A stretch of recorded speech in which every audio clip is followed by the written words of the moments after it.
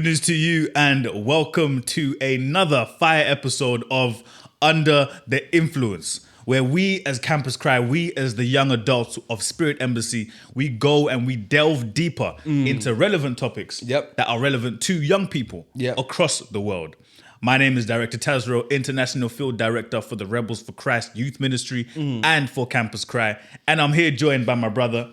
Good news to you, everyone. My name is Trans, and it's an honor to be here. It's amazing. Yeah, definitely. And of course, we honor the grace of our man of God, Prophet Hubert Angel. Because if it wasn't for his teachings, the things, the nuggets, the valuable gems that he gives us on various topics, we would not be able to have these shows that we're having. That's right. Where we go, where we discuss them. Because remember, everything that we talk about here is not new information. No. This is information that our man of God has taught us and empowered us with. And now we're just simply going over it and targeting it at a more, targeted approach and more relevant approach for us as young people. So thank you so much, sir, for this opportunity. And, previously on Under the Influence, we've discussed things like tattoos. Things like relationships. Things like, money. Of course, wealth. Is it important for me as a Christian to be wealthy? Now, even on that topic, it kind of links to our topic today. But we're going to do things a bit different. Rather than answering somebody's question. Because, of course, somebody's asked this question. But rather, we're going to attack it from a different angle. And we're going to give you a step-by-step blueprint. Okay. And what do we call this blueprint? We simply call this the $1 billion blueprint. How to make $1 billion. Foolproof. And this isn't just us giving you this blueprint ourselves. These are things in the Bible. Exactly. These are things in the Bible. Our man of God has taught us so many things in terms of how practical the Bible actually is. A lot of people overlook this thing. They do. And every single $1 billion company, $1 trillion company, right? Or corporation, they use this principle. 110%. When you start going through them, you start to see, okay, yourself, you actually start thinking, wait, there's that company that does this and does that exactly as the word of God has said. Exactly. So, and even on that, the reason why these companies exist today, the reason why there's companies that have existed for 300 years, for 200, 100 years, 60 years, and they're operating at a greater level today, $1 billion companies, $1 trillion companies, is because they've managed to execute these principles, these steps. And remember, we are saying these are biblical principles because biblical principles stand the duration of time. Right? They're eternal and they can be used whether you are Christian, whether you're Muslim, whether you're a Satanist. Because remember, even the devil, even the guys out there, the business moguls out there that worship the devil, they know these principles. They know these things. And they know it. And even some of them, they go as far as to actually strip away the identity of Christ from it. And label it as the law of attraction. Or, whatever other rubbish is out there. Gosh. These fake gurus. But there's only one real guru that we follow, and that's Jesus Christ. The principles that are in this word as taught by our man of God, Prophet Hubert Angel. So, some of these businesses you mentioned, like Apple, Amazon. So just not too long ago, right? You can even check on your Google right now. Apple alone, just on AirPods, the earphones that you use? AirPods. They have a yearly revenue of 12.1 billion. Wow. Just AirPods. Wow. 12.1 billion. Wow. Okay, not million, billion. So we're not even talking about the phones, we're not even talking about the iPads or talking about the laptops, nothing. Just on one particular product. And they have mastered this biblical principles. These biblical principles. That's right. The blueprint. The $1 billion blueprint. And we're going to get straight into it. But before we do that, all right, one question that I asked somebody, this is way back at a business seminar, right? And I was asking the crowd, in fact, and I asked them, all right, do you know who the first entrepreneur in history was? Right? Most of them were looking around. Some of them were saying names. some of them said Henry Ford. This, Yeah. And I'm thinking, okay, what's this? I said to them, the first ever entrepreneur in the history of business was God himself. Let's go. Imagine that. Let's go. For those of you that are watching online at home, just imagine that. Take that perspective. The first businessman or entrepreneur in the history of business was God himself. Yeah. Why do I say this? Because if you look at the Bible, if you look in Genesis, which we'll look into right now, we'll see certain principles, certain steps that God himself took and placed in order, one, to create, the story of creation, but also in order for the world to function as it is. There are certain systems that God put in place. That's right. And that's what we're going to get into today. Ooh. All right? So get your Bibles, get your notepads. Listen, let's go. Even if you have to write notes on your hand, do it. Write those notes. All right? So we're going to go straight into it. We're going to open our Bibles to Genesis 1, verse 28. Genesis 1, verse 28.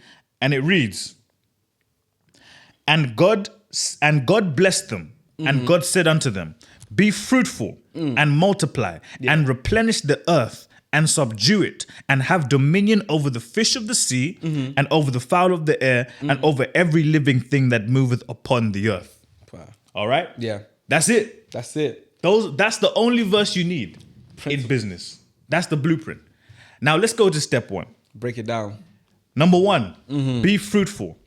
What do we mean by being fruitful? Yeah. Simply, do you have a product? Yeah. Do you have a service?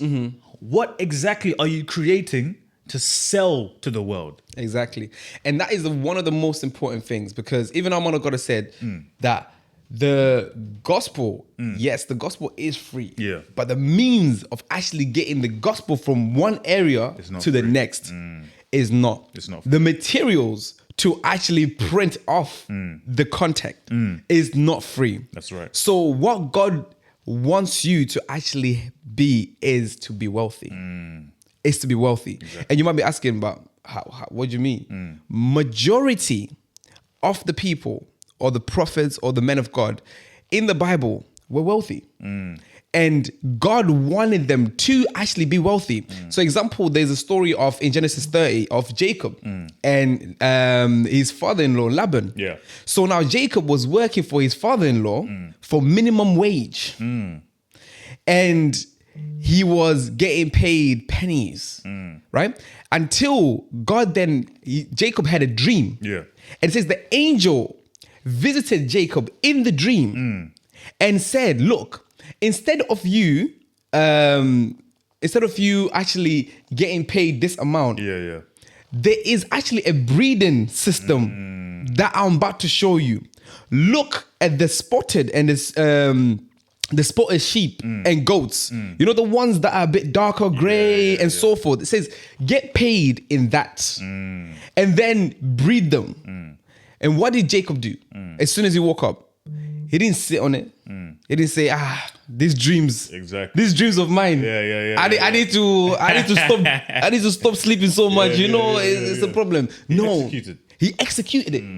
What he's seen in his mind, he executed it.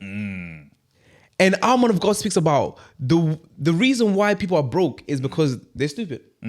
Their lack of imagination. Lack of imagination, exactly. He's seen in a dream and he executed it straight away. He went to Laban and said, look, this is what you can do for me. I don't need you to pay me, but I need you to pay me in this thing. And Laban was like, this guy, this guy is more stupid than I thought, bro. Do you know what I mean? But then the Bible says the Lord blessed it. The Lord blessed it and he multiplied it to a point where he had his own servant men and servant women. And to a point where Laban says, I have seen by divination that I am blessed because of you. Because of you, exactly. Imagine. Blessed by association. And Laban, in a way, you can look at it as the system, the tax man, or the system in general. And the idea is God gives you an idea. It's up to you to execute. And he then, but we're going to speak about the multiplication and so forth. So but that. You know anyway. What? Somebody's watching and saying, okay, I'm going to wait for a dream from the Lord. No, that's not what we're saying. No, Listen, do you know that even And what I'm about to say here, completely, when I heard my man of God tell me this, it completely changed my outlook on everything. Come on.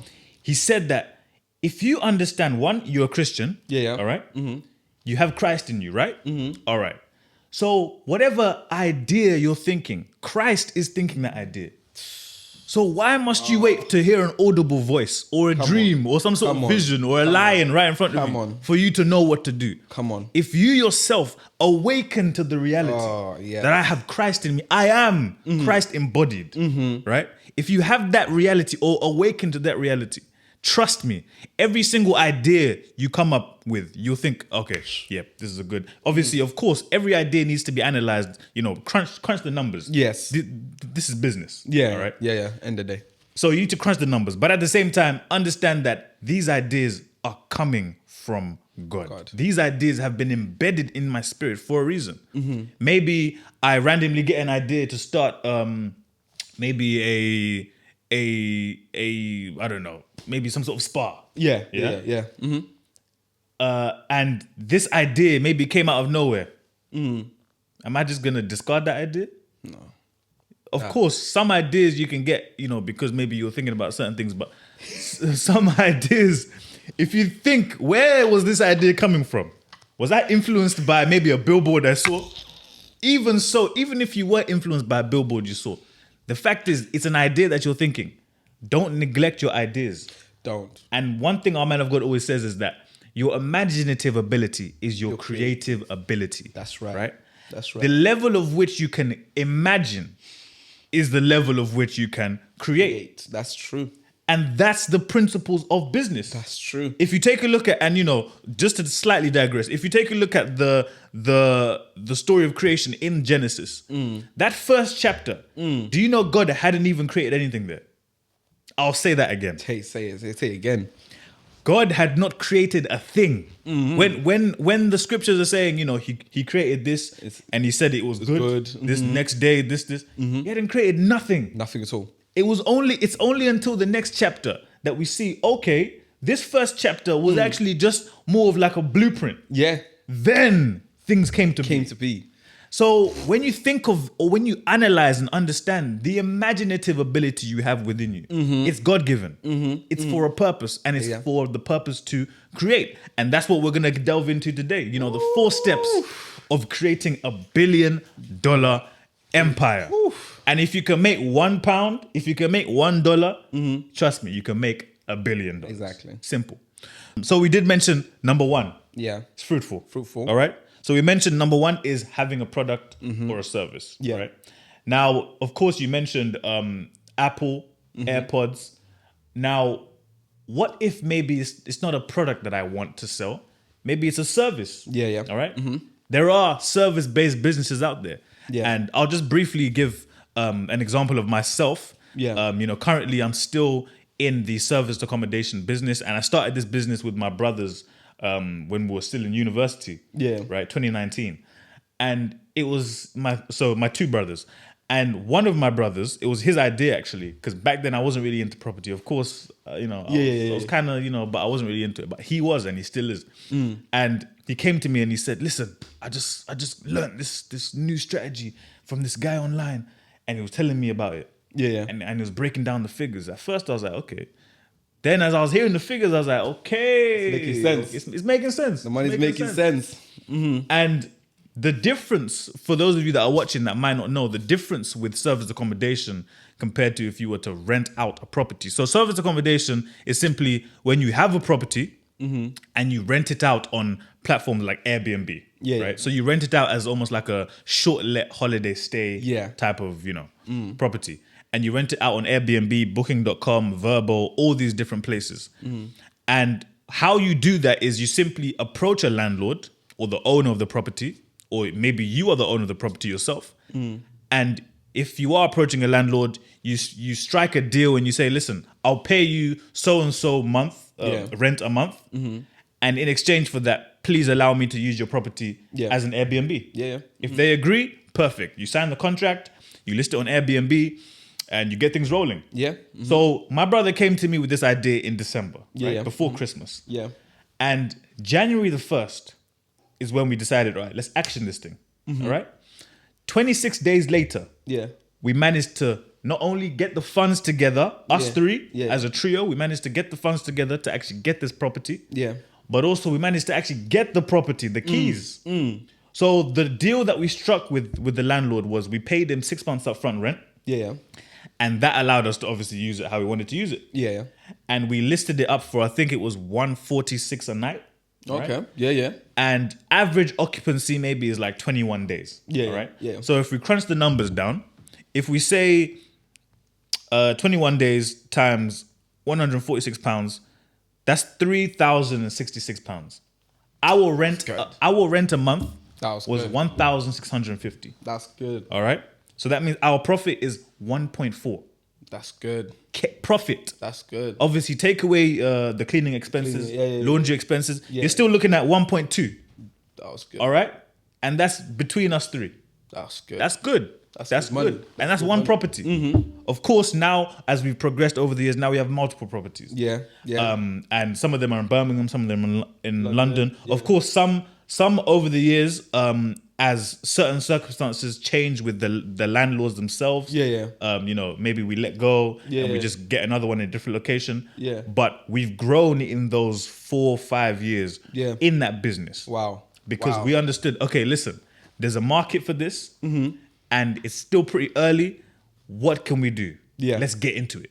Let's get a property. Let's provide that service. And it's the same with products. Same thing. And even what you're saying about the Airbnb, because even I had the opportunity to even try it out myself. And this is the thing as well, is before you actually get a property, have a plan in place. What's your exit strategy? Are you going to be doing service accommodation, which I did.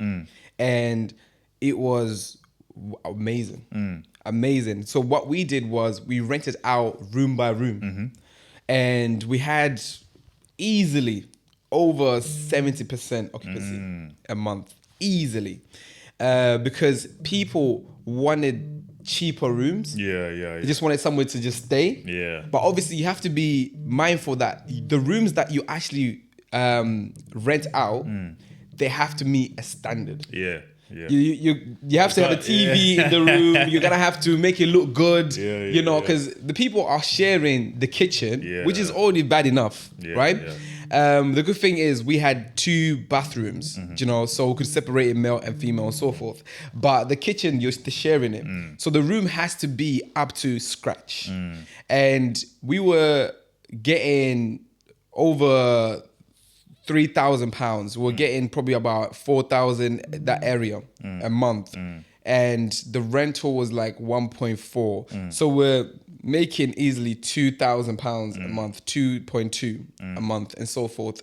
And that is another strategy you can do, whereby you can rent it out room by room. But definitely we tried it, and it was amazing. And the property business, that is our thing, where we see a property, boom, we renovate it. We might get a landlord who probably he's tired, he's old. You take it off him and just renovate it. Put a bit of value on the property. Then put tenancies in there on Airbnb, Booking.com, and all these other platforms like Dorothy T was saying. Exactly.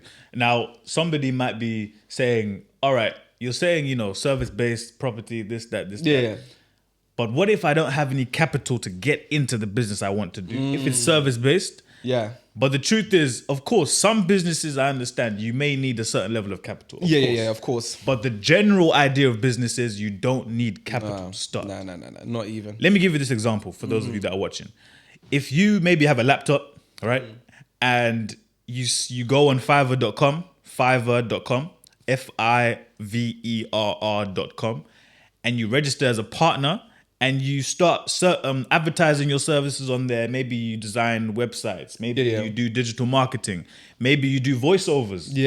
You can charge people. And these things you can do with what you already have. So you're not having to buy things with capital or having to invest or this, that. No. So you can start in service-based businesses without any money. That's true. By what? By simply going on these either freelancing websites or whatever. Just there are ways of making money without any capital. So don't have an idea where you've got that question and it's a barrier. Yeah, exactly. And majority of the time is people don't know how to sell themselves. Because I know every person watching us right now, they are skilled in some kind of aspect. They're skilled, they have knowledge in something, but they're not able to actually sell themselves. You know, you get people whereby they'll say, oh yeah, you know, hopefully we make this amount of money, or maybe we'll make this amount of money. If you're talking to someone who is a billionaire, a millionaire, or someone who has, you know, who is just a business person, and you're telling them maybe, or we could make this, to them, it just shows that you're not confident in what you're saying. You're not confident in what you're selling. You're not confident in your skill set.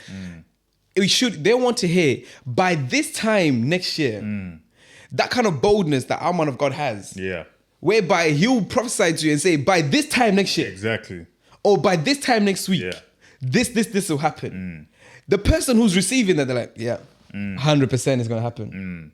But if you're like, maybe next year it will happen. It depends. Next week. The person will not have confidence. So a lot of people have skill, but they have no confidence in actually selling their skill. And that reminds me of something that our man of God has taught me, particularly in business, is to have a bulldog tenacity. Right? And what do we mean by that? It means once you set your eye on something, that's it.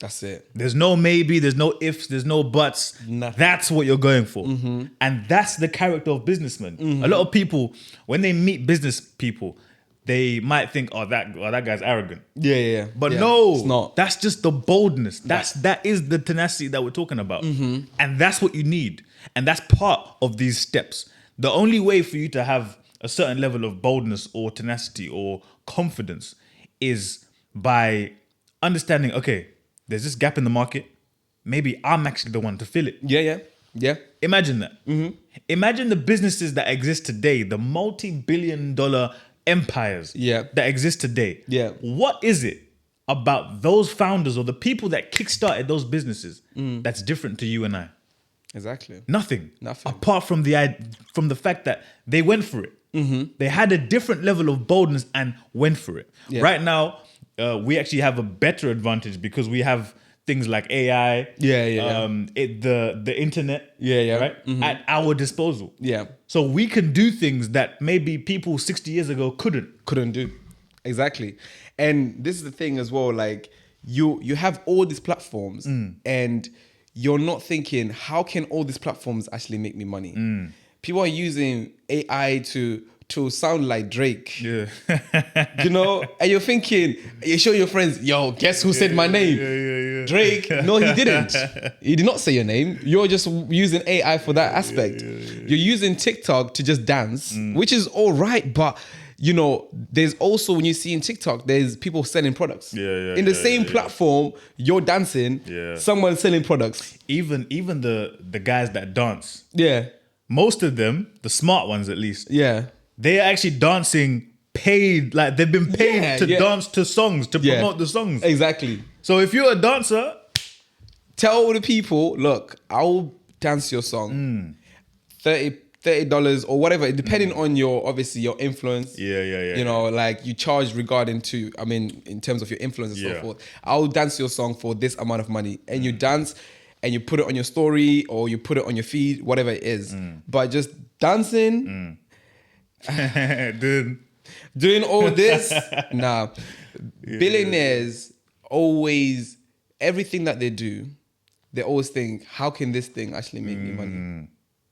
How can it make me money? If you see someone who, maybe your favorite celebrity, wearing a particular product or a brand, they have been paid to wear that brand. If they have not been paid, trust me, they're not wearing it.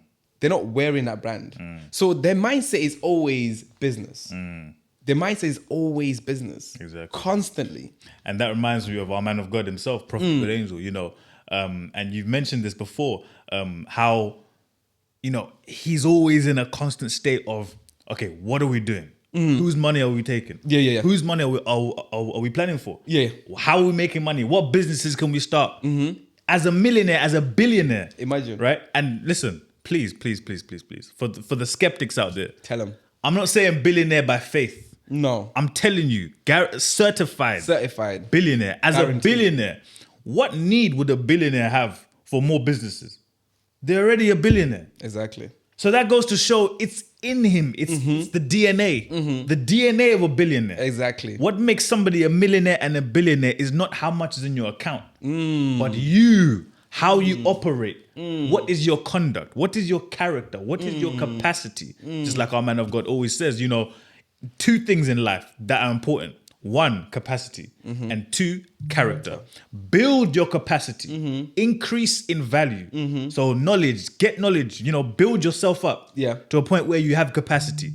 But in order to maintain that capacity, you need character. And how do you build your character? Through the word. The principles that we're going through today, principles, biblical principles, these are things that build your character. Exactly.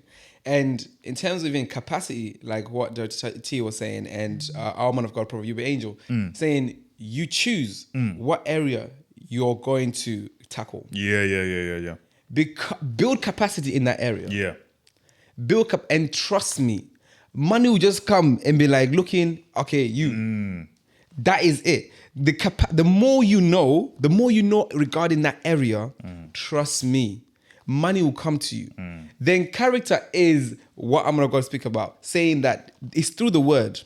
Because the character gives you longitude. You go further. Yeah. I'm going to said, you know, when people see us now as billionaires, Prophet Yuba Angel and Prophetess Beverly Angel, see them as billionaires. They think, oh yeah, these guys, they just got them now. Exactly. No, it says I had fire from then through building my character through the word. I've had fire, so this fire is not burnt out. Yeah, exactly. It's still going. Exactly. So that's why it's like, why would people be asking, like, oh, is a billionaire already? Like, what would he be opening up? Because that fire is not burnt down. Exactly. It was the character is still. Exactly. It's not burned down. It's still going. Exactly. So those two things there. Yeah. Exactly. Capacity and character. Exactly. Now, so we've gone over step 1, fruitful, be fruitful. Step 2 is multiply. Yeah. Right? Now, when we're talking about multiply, what do we mean by multiply? It simply means being able to replicate your product. Yeah. Being able to mass produce your product, right? Now, if we're saying, for example, you know, we'll go back to the AirPods, right? Yeah. AirPods. I'm starting an AirPods company and, you know, maybe I found a manufacturer.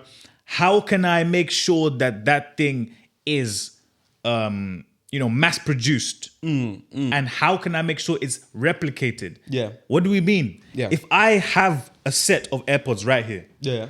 And maybe you have a set of the same AirPods. Yeah. Do they function the same? Do they look the same? Are they exactly identical? If we can do that 100,000 millions more times, perfect. We have $1 billion company. Exactly. If we fail to do that, if there's just a chink in the armor somewhere, then we have an error. Because now that's where, you know, we've seen this thing with some companies as well, like McDonald's. Right? If you are, let's say you are in Kenya. Right? And you have a Big Mac in Kenya. Yeah. And then let's say the next day you go to Australia. Yeah. You have a Big Mac in Australia. Yeah. They will taste the same. They will taste the same. They will taste exactly the same. Why? Because McDonald's have created a system. A system to make sure that every single thing, every single item they have, particularly they call them their gold stars or their gold winners, right? Yeah. Like the Big Macs. Or their Cheeseburgers. Especially those products. They make sure that those things, they taste the same across the board. It doesn't matter where you are. It doesn't matter whether you have it at 6 a.m. Of course, I hope nobody's having a Big Mac at 6 a.m. because you need deliverance. You need help. You need help. And this is the thing about McDonald's is they are so serious when it comes to replication. That if they see that, okay, cool, there's a franchise in Brazil that want McDonald's. But then that franchise, once they get the actual McDonald's in Brazil, that particular franchise starts doing their own thing. McDonald's pulls them out. Exactly. They don't give you that license for franchising anymore. They pull it. That's how serious they are. You could be making money, but because someone has said, this is not the Big Mac. This is not the same Big Mac. McDonald's pulls you out. That's how much they're so focused on replication. And that reminds me of a scene in a movie called The Founder. It's about the story of McDonald's. And, you know, one of the franchisees in the film, they started selling fried chicken. McDonald's has never been known to sell fried chicken, but this franchisee decided, you know what? Let's sell fried chicken. Gosh. All right? And, you know, the founder, you know, he was going through, because this is still in the inception of McDonald's as a big, you know, multi-location. Yeah. You know, so they were still kind of growing. So the founder was going around and he went to this franchisee's one, McDonald's. And he saw, you know, the car park was messy. There was fried chicken, this. And he's saying, listen, why are you selling fried chicken? We're not KFC. This is McDonald's. Stick to the menu. Yeah. And the franchisee was giving excuses. Oh, yeah, no, the people around here, they want KFC. No, they want chicken. Yeah. This. So, you know, things like that. That franchisee failed. To what? To replicate. Yeah. Not only the system, not only McDonald's as a whole, but also the products. Exactly. They failed to replicate the products. And this is where kind of like separates the people who make thousands, separates the people who make millions to the people who actually make billions. Being able to be consistent in replication. And just to briefly mention, this is what the whole point of humanity was. Yeah. God created Adam not to make man. Yes. When I heard my man of God say this, I was taken aback. God didn't create man or Adam to create a human being. He wanted to replicate himself, to create himself, to operate him. Right? So replication, it's a biblical principle. It's a godly principle. That's right. And it applies in business. Are we replicating, if it's a product, are we making it identical, mass producing? But if it's a service, how do I replicate a service? How do I multiply a service? Yeah. Simply means in the quality. You're mentioning quality, right? If I'm if I'm designing a website for a client, the same way I'm designing a website for that client, the same standard of service, am I replicating that standard of service across the board? The whole board. Exactly. Now, step 3. Right? Let's go. The Bible says replenish. So step 3, replenish. Maintain stock. Always have more product or whatever to be served. And, you know, this reminds me of a story that I always say. It's when I was back in university and after a lecture, I went to a KFC and I placed an order, you know, 5 pieces of chicken. I don't know, maybe. And the woman just said to me, sorry, we don't have chicken. Huh?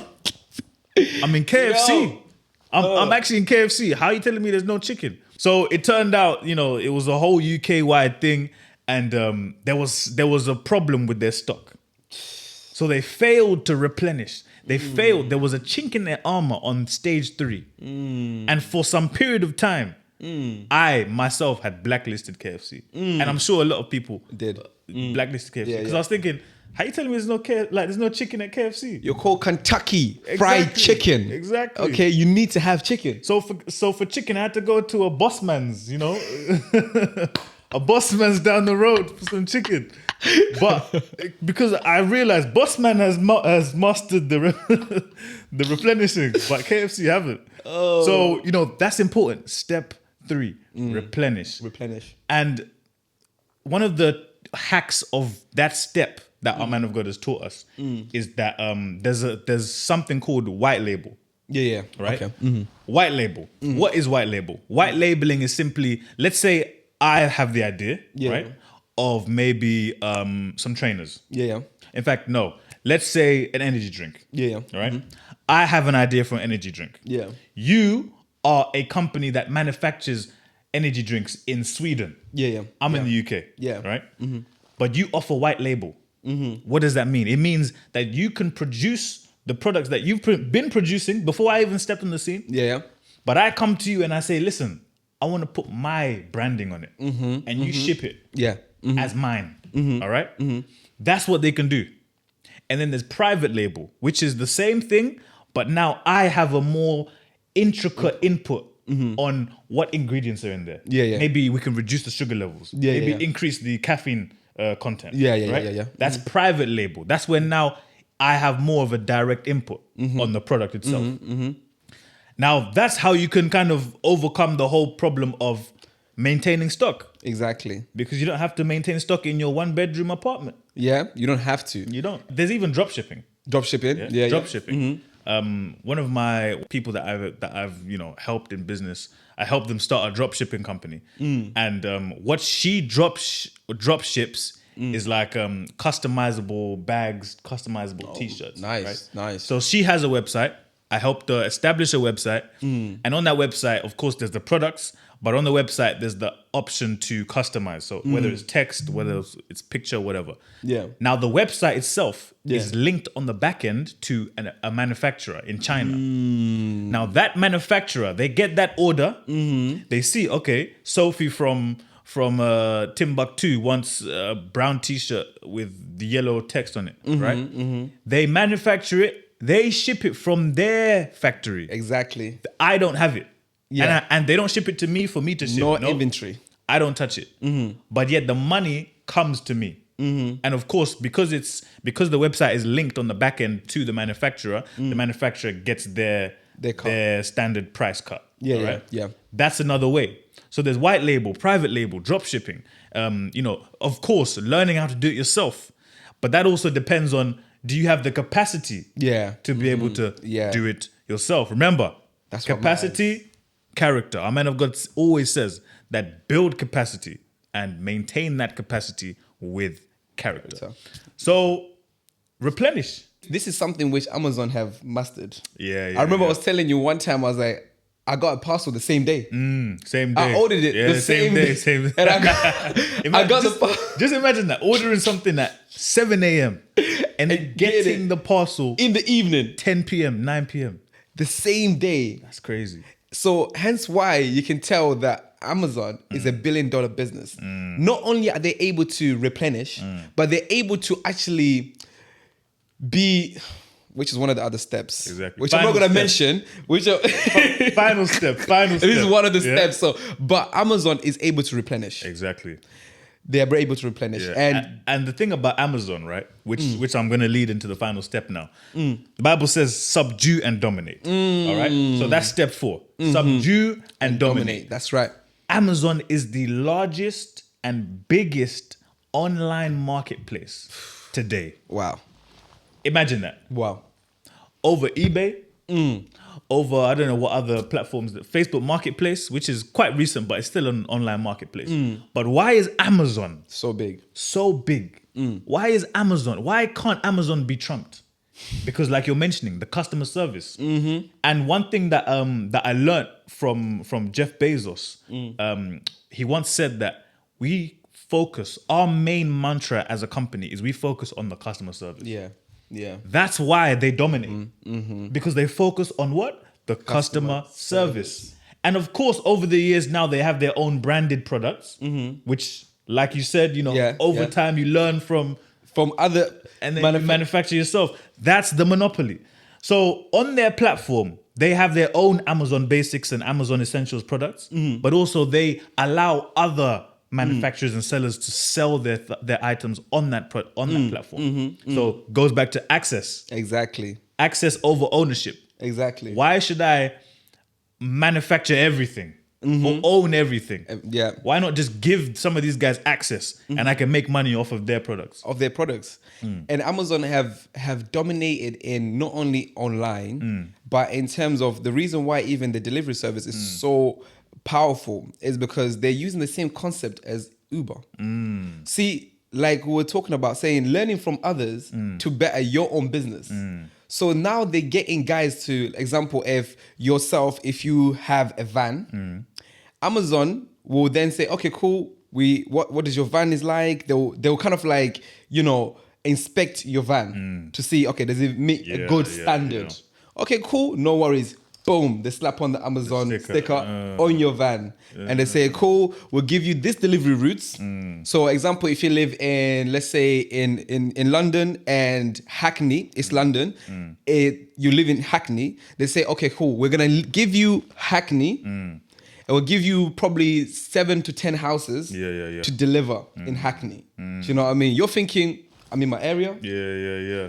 I know my area. It's my own vehicle. Quick. It's my own vehicle. It's my own vehicle, and I'm getting paid. To you, it's a win-win. To them, it's customer service. Because the customer, all the customers who have ordered in Hackney, in that location, they're getting all their products in good time. So Amazon, like Dr. T was saying, they were able to dominate the market because they're also taking from other businesses to better their own customer service. Exactly. And even on that, right?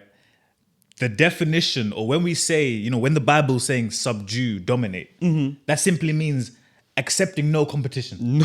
That's right. Controlling the market. That whole market. Amazon controls that market. When you take a look at, and I'll do this quick exercise for those of you that are watching as well. Right. When I mention the colors, let's say I mention red and yellow. Right? Or if you see the colors red and yellow together like this, red and yellow. Right? And I ask you, what's the first thing that comes to your mind when you see those colors? On the comments. Right? Yeah. In the comments, just right now, type, what was the first thing that came to your mind? Exactly. Now, a lot of people will probably say the same thing. And they'll say what? McDonald's.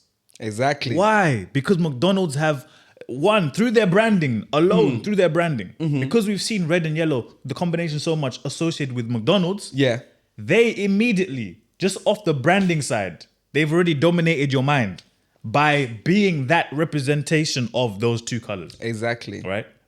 And that's how domination or subduing the market works. It starts in the mind. And then you manage to control the market. Immediately, people see you as the main person. I'll say this again, or I'll say this as another example. If I ask you, Brother Chance, right now, tell me a brand of toothpaste. Colgate. I was thinking the same thing. Colgate. 90% of you watching right now will say Colgate. Why? Because Colgate is the dominating brand. It's full stop. But not only that, and I'll burst your bubble here, yeah? These brands that we see in today's world, right? The cereal brands, the toothpaste brands, this. They're all owned by only two conglomerates.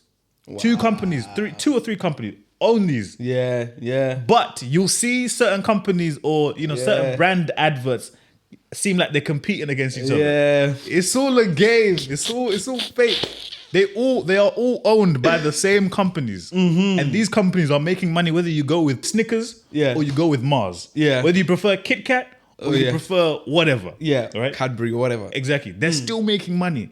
But it's all part of the game. That's how they subdue and control the market. And even you were speaking about branding, just talk to us a little bit more, because obviously you are in branding. Talk to us a bit more about the importance and the consciousness of a business being able to actually pick the right things for their brand. That's essential because, one, your brand is how people perceive you. All right? So there's the personal brand. Yeah. As an individual. Me, myself, I have a personal brand. Yeah. You have a personal brand. Yeah. Anybody that understands branding will have a personal brand. What do people know you for? When we apply it to business, what do people think of you as a business? If we take a look at how companies like Louis Vuitton, all right, what's the first thing that comes to your mind? Luxury, high life, class. If you take a look at Nike, the first thing that comes to your mind is energetic, sports. I'm winning, I'm victorious. Yeah. Why? It's the branding. And even the branding applies even in the names, right? The names Louis Vuitton. That French Louis Vuitton. You feel good. You know what I mean? You feel bougie. You feel Nike. The word Nike is the name of I believe Roman or Greek. Yeah, Greek or Roman god. Yeah, goddess of victory. Yeah, right. Yeah. Why? They could have chose any other name. They're implanting the branding, the messaging into your head. So in business, branding is important. How does your logo look? If your logo is flimsy, even if your service is great, 10/10. If your logo is flimsy, trust me, the first impression is given by your logo, whether it's your website or even the colors. Yeah. Right? If you're a corporate business, maybe you're into financing, don't use red. Yeah. Don't use purple. Don't use green. Why? Use blue. because there's color psychology as well. Blue, it conveys trust. Yeah. It conveys power. Yeah. Right? Corporate power. Yeah. Right? You can trust this business. That's why you look at brands like Ford, blue.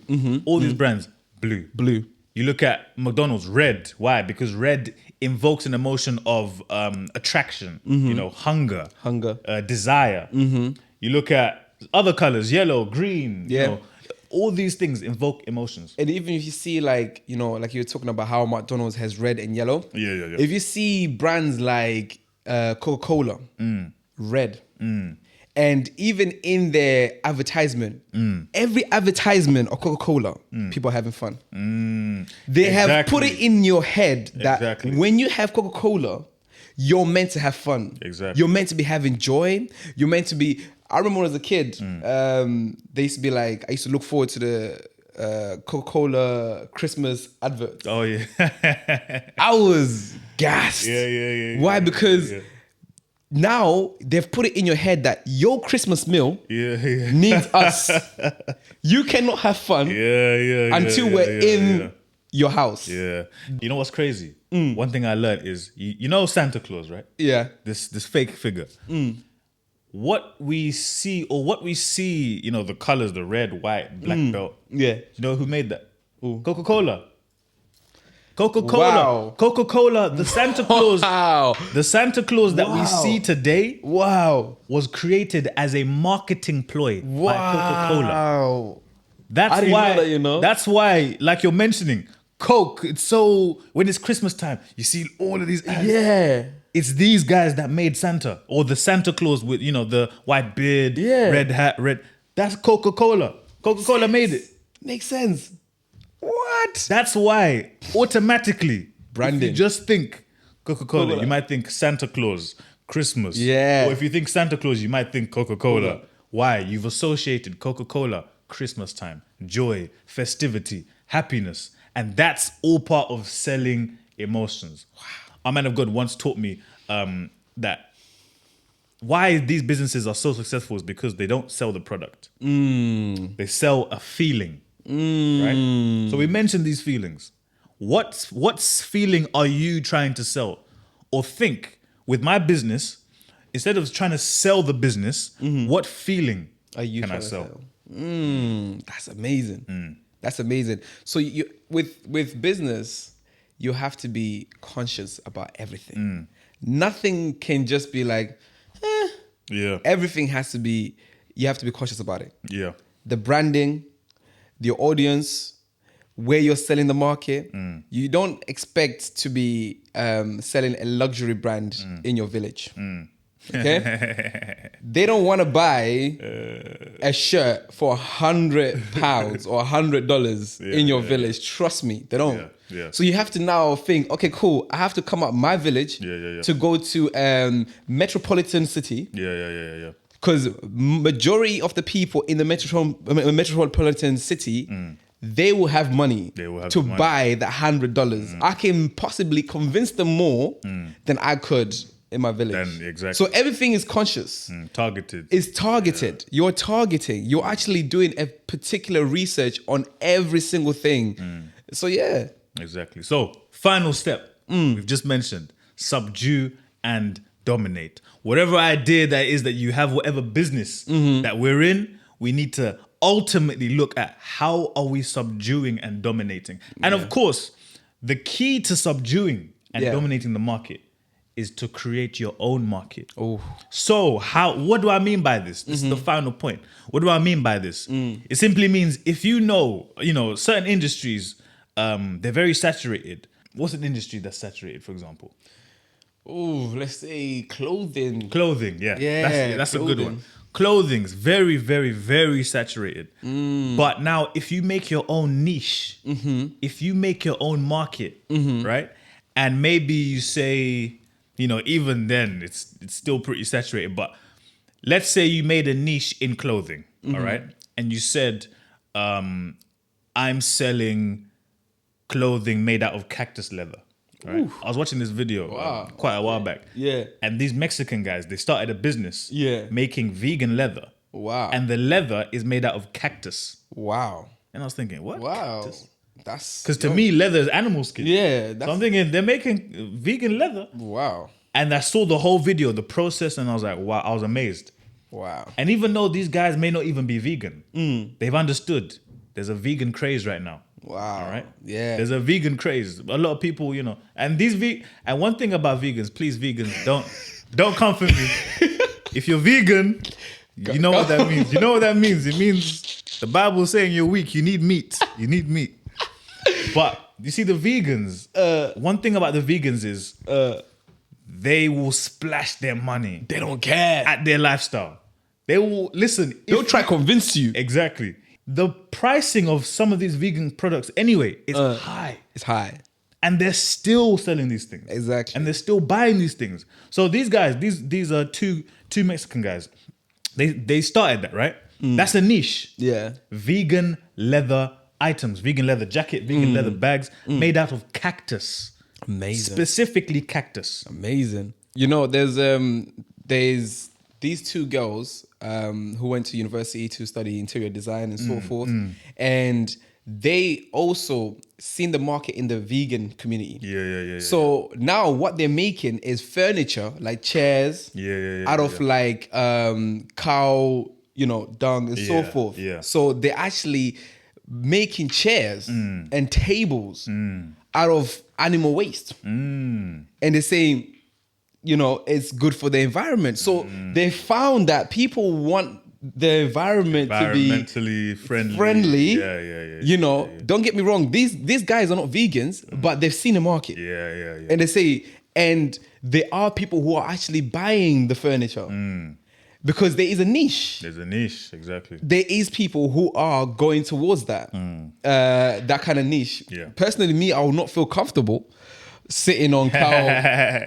You know what I mean? Just imagine this right here made out of cow dung. Hey, You know what I mean? I'll find a different chair. But these are all principles that our man of God continuously teaches us as young people. Young people in business specifically. But he always pushes us to get into business. Yeah. Whether you're young, whatever, get into business. Why? Because business itself is a vehicle for which you produce wealth, right? You can direct the wealth to be like, okay, we need, 1 million copies of the Good News Daily. Okay, this business, me personally, I'm having this business to fund this, right? All the proceeds from this business or half the proceeds from this business, I'm gonna make sure they fund this need here. If we need 2 hotels in the Good News City, then what do? Yeah. We simply have this business that's being funded here. Yeah. This. All right. I like that, because Prophet always says that the youth, they are the church of today. Exactly. They are actually the church of today. So it's up to you to actually now think, okay, what can I do? What business can I do to actually fund the gospel? Exactly. And you know what I like about what you just mentioned there in closing, you mentioned that the youth of the church of today, right? The youth of the church of today. But also, have you noticed that a lot of us, we don't even know the names of our great grandparents? Ooh. Why? Why? Because there was no mark, no print, no legacy strong enough that they left for 10 generations down the line for their names to be known. And imagine you as a businessman, you establish a $1 billion company, right? Not just for the money, but one, for the impact that you as a family, you as what you've built will have on the kingdom. That will have an everlasting ring, whether it's in 10 generations, whether it's until rapture, whenever. Trust me, when we have that kingdom mindset, because kingdom mindset is not just about financing the gospel. Right? That's important. Yeah. But it's also about, are we leaving a legacy so that people know the people before us that were there establishing what we are now benefiting as Christians? They were there. Right? So in closing, Genesis 1 verse 28, that's all you need as a businessman. The word, the principles that our man of God, Prophet Ubed Angel, has taught us on the billionaire blueprint. The blueprint to making $1 billion. That's it. Thank you so much, sir, for the opportunity and privilege of even learning at your feet. And I just want to encourage every single viewer here. Listen, whatever idea you have, whatever, even if it's just a little partial idea, don't sleep on it. Don't sit on it either. Execute on that idea. You know, execute. That's right. Because in business, it's not just about having the ideas, just about being imaginative, but also about having that tenacity to actually execute. So, Brother Trans, what's one thing that you'd like to just tell the audience? One thing I like to tell the audience is, of course, you know, if you have a skill, you can sell your skill. You can be in partnership with someone who has money and you bring the knowledge. You come together and you actually execute that business. If you have the money but don't have the knowledge, get someone with knowledge. Then you come together, execute that business. But in all, like what we're talking about all here, business, the success of business, it's all spiritual. It's all spiritual. You have to have a backing of the word of God for your business to thrive. The more you know, it's exactly like your Christian life. The more you know the word, the further you go. Exactly. Build capacity and build character to sustain that capacity. Thank you so much to you all. This has been Under the Influence, and we have just secured the $1 billion blueprint. Until next time, good news to you.